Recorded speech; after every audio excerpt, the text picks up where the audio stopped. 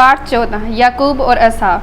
सत्य परमेश्वर वरदान उनमें बने रहते हैं जो परमेश्वर में बने रहते हैं। बाइबल अर्थ शारीरिक व्यक्ति जिसके पास परमेश्वर की आत्मा नहीं, वे आत्मिक वरदानों को प्राप्त नहीं कर सकता जो कि परमेश्वर की आत्मा के द्वारा आते हैं।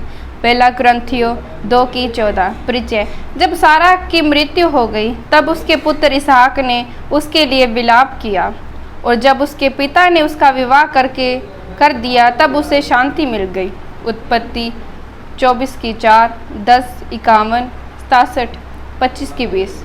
इसहाक की पत्नी रिबका जो कि मेसोपोटामिया की निवासी थी, जहां पर अब्राहम परमेश्वर के द्वारा केनान देश आने से पहले निवास करता था। उत्पत्ति 25:21 और 26। याकूब और एसाव के जन्म से पहले परमेश्वर ने उनके आने वाले समय को जानता था। हमारे जन्म से पहले ही परमेश्वर हमारे आने वाले कल को जानता है। परमेश्वर सब कुछ जानता है, परमेश्वर से कुछ भी छिपा नहीं है। उत्पत्ति 25:27। एसाव शिकारी और याकूब चरवाहा था। पहलौठे होने के कारण एसाव के पास पहलौठे का अधिकार था। पहला, पिता की संपत्ति में दोहरा भाग। दूसरा, पिता की मृत्यु के बाद पूरे घर का अधिकारी होना। तीसरा, पिता के द्वारा मुख्य आशीषें उसकी मृत्यु से पहले। चौथा, परमेश्वर के द्वारा अब्राहम को दिए गए वायदे का गमन होना। वायदे के अनुसार इस परिवार के द्वारा मसीहा का जन्म होना है। उत्पत्ति 25:28 और 34। एसाव ने एक कटोरी दाल के खातिर अपने पहलौठे के अधिकार को बेच दिया। उसने अनंतता के वायदे के स्थान पर शारीरिक वस्तु का ध्यान रखा।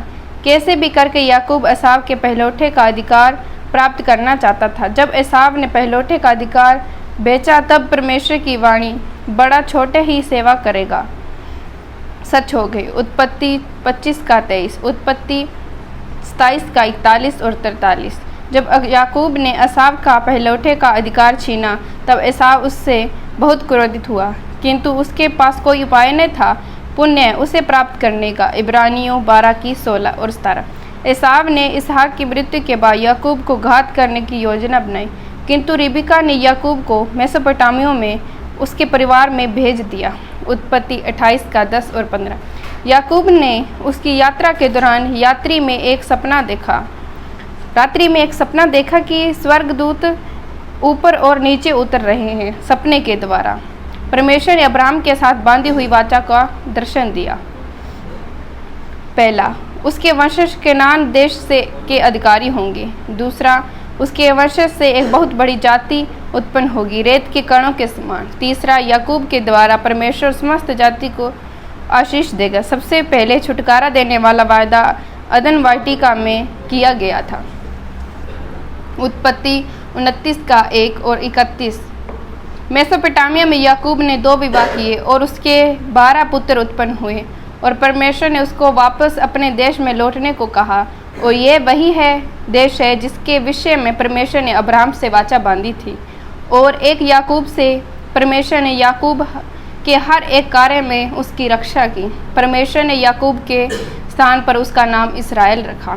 याकूब के सपने का चिन्ह और पहचान स्वर्ग से सीधा मार्ग दर्शाता है।